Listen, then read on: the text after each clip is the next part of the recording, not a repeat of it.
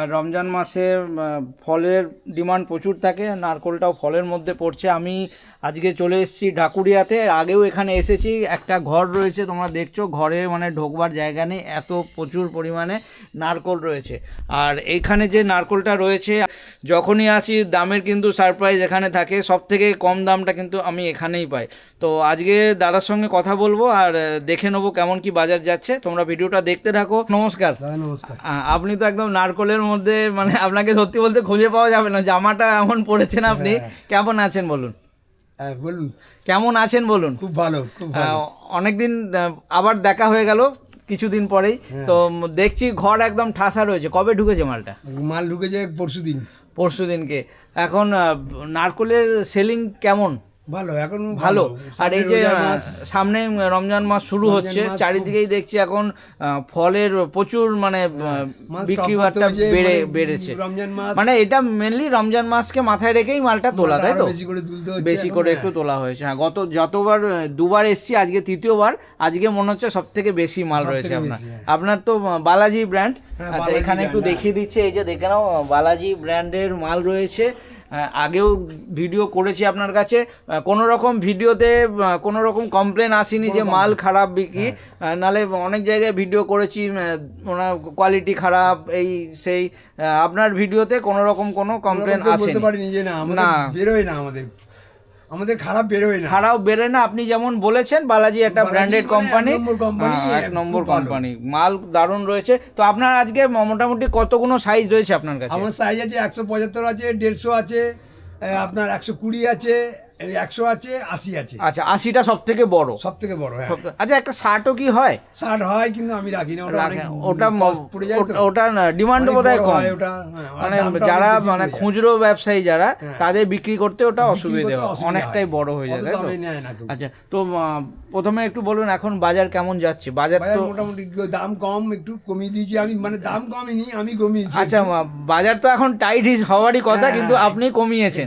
মানে আপনার এটাই বিজনেস পলিসি যে রেট সেলিংটা বেশি করে আপনি প্রফিটটা আমি কমাই দাম। এটা খুব ভালো জিনিস। তো যাই হোক, এখানে কিছু সাইজ রয়েছে, আপনাকে আসতে হবে না, আমি দেখিয়ে দিচ্ছি। এটা কি সাইজ রয়েছে? 175, মানে একটা বস্তায় 175 পিস থাকছে। দাম সমস্ত বস্তার একই দাম পড়বে, শুধু সাইজ হিসাবে কোয়ান্টিটি। এটা হলো আপনার 175। এইটা কি 150? আচ্ছা, এটা 120, তাহলে এইটা 150। হ্যাঁ, এইটা 150 হয়ে গেল। তারপরে এটা হয়ে গেল 120, এটা 100, হ্যাঁ, এটা 100। আর এইটা সব থেকে বড়, এটা সব থেকে বড় 80। তো আরো বড় বেরোবে, ওটা মিনিমাম সামনে থেকে দেখিয়ে আপনাকে দেখা। আচ্ছা, 19-20 সাইজ সবেতেই থাকে। ওকে, বড়ও বেরোবে। আচ্ছা, এর থেকে বড়ও বেরোবে, এর থেকে সামান্য কমও হতে পারে। থাকলো আপনাকে দেখালাম এটা। ওকে, তো আর কি বাজার রয়েছে আজকে? বাজার আপনার 3450। হ্যাঁ, বাহ, বস্তা। প্রতিবারই আসছি আমি, যেরকম প্রথমেই শুরুতে বলেছি, দামে একটা সবসময় চ্যালেঞ্জ থাকে।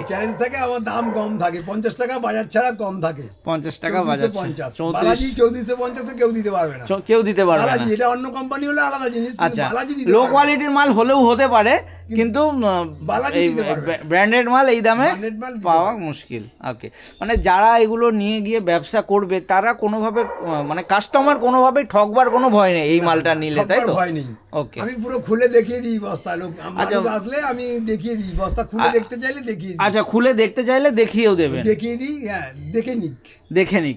আচ্ছা, এত তো বস্তা প্যাকিং হয়ে আসছে, এখানে কি ড্যামেজের কোনো ভয় থাকে?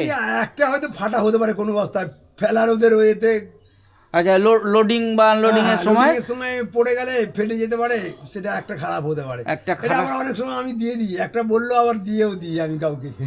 আচ্ছা, সব সময় আসে, আচ্ছা, বললো দাদা একটা খারাপ হয়েছে, দুটো খারাপ হয়েছে, দিয়ে দিলাম আমি। আচ্ছা, দিয়ে দিই। ওকে, একটা আধটা দিয়ে দেওয়া হয়।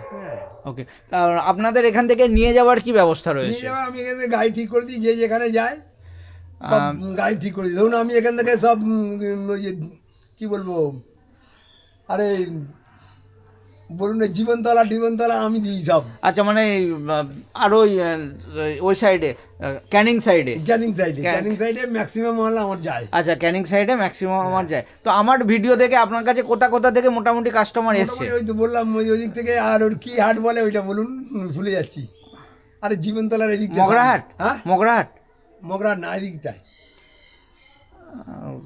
আমিও আসলে এই দিকটা শিয়ালদা সাউথে তো না ঠিক আছে, অত আর জানার দরকার নেই।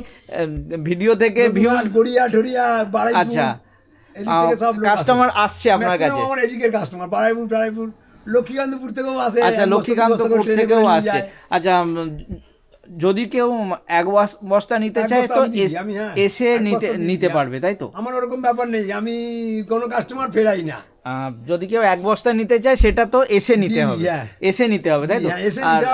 যদি কেউ ডেলিভারি করাতে চায়, ধরুন আপনাকে বললো দাদা আমাকে পাঠিয়ে দিন, তো সেক্ষেত্রে মোটামুটি কতগুলো বস্তা নিলে আপনি পাঠাতে পারবেন? মোটামুটি 20-30 বস্তা পাঠাতে হবে। পেমেন্ট আগে করতে হবে, পেমেন্ট অ্যাডভান্স আগে করতে হবে।